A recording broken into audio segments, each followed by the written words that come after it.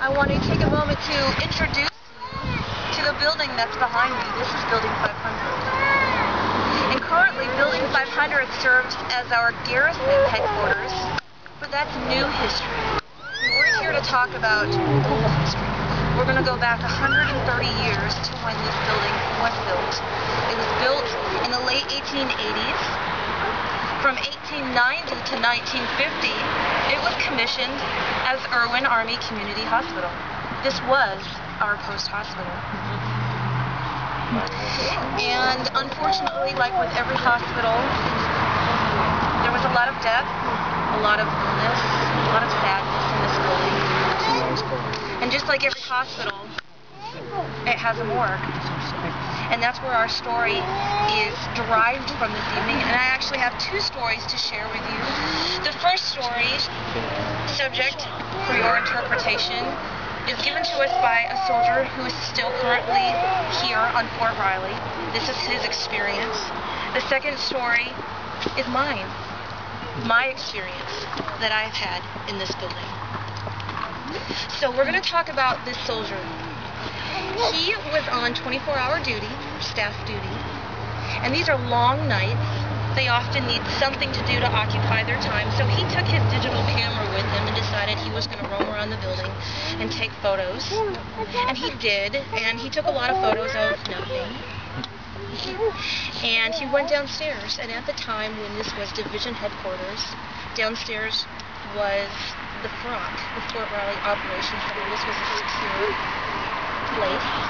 You had to have access codes to get through, and he went through. And once you get through that newer part, you are in 130 years ago. This is the old earthen floor. This is the native limestone milled on Fort Riley. These are the rough cut beams. This is the basement. This is taking you to the morgue. This is where the patients would come when they were deceased in this hospital. He got to a hallway. At the end, there's a large metal door. This hallway is lined with pipes running the length of the ceiling, and he felt uneasy, he felt cold. And you've heard the cliche where your hair stands on end, and it did. And he felt like he needed to take a photo and then get out.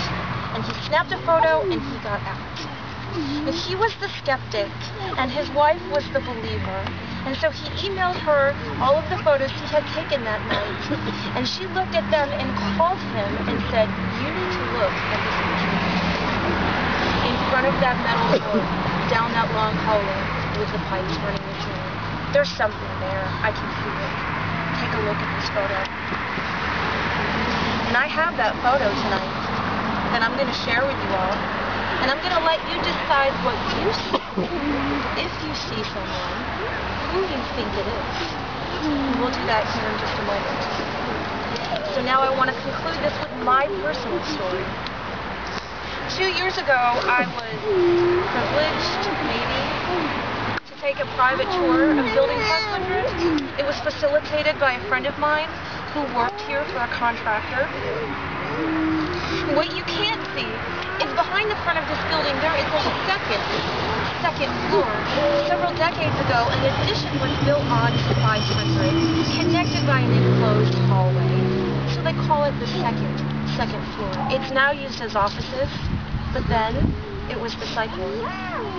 My friend's office was in the psych ward, and that's where my tour began. And his office was very long and narrow and very tall ceilings. And ceiling high, he had one small window with bars covering it to ensure that the unfortunate patient wouldn't escape. My acquaintance that was my tour guide that day also worked in this building. Then took me up to the attic where workers were still unearthing remnants of its hospital history. Then down to the third floor, and down to the second. And this is the second floor you can see in front of you, facing us. These were the operating suites. The doors still swing.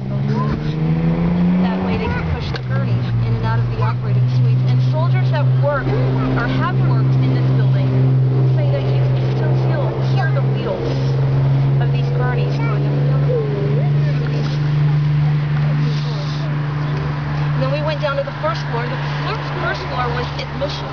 Like OR would be today, where you have large windows and a reception area where patients would check in. Unfortunately, a lot of the patients didn't check out. Again, you've heard tonight that we had a cholera epidemic. Unfortunately, it claimed hundreds of lives from the lab. Those lives were brought here to this hospital. Everyone that he introduced me to on my tour said that we've been in the basement, knowing that's where we were headed. Because in the basement is the morgue. So we went down through where the old operations center was, and there I was standing in this hallway, the long hallway with a steel door at the end with the pipes running to the ceiling. And I didn't see anything that day in front of that door, but it just means I didn't see anything that day. And then we turned the corner, and I was in the morgue, 130 years ago. And there's a ledge in the morgue where unfortunately they would lay the deceased and they would cover them with ice until it was their turn to be autopsy. And the ledge is still there. The dirt floor that they laid on is still there. And again, the cliche, your hair stands on end, and mine did. Every hair stood on end. And I was cold. And it felt like electricity running up and down my arms. And I said I came to see what I wanted to see. I've had enough. Thank you.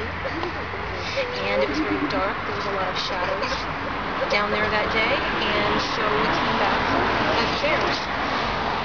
So that's subject to your interpretation, what you think is still going on in Building 500. But I will let you decide that once you see the photo. This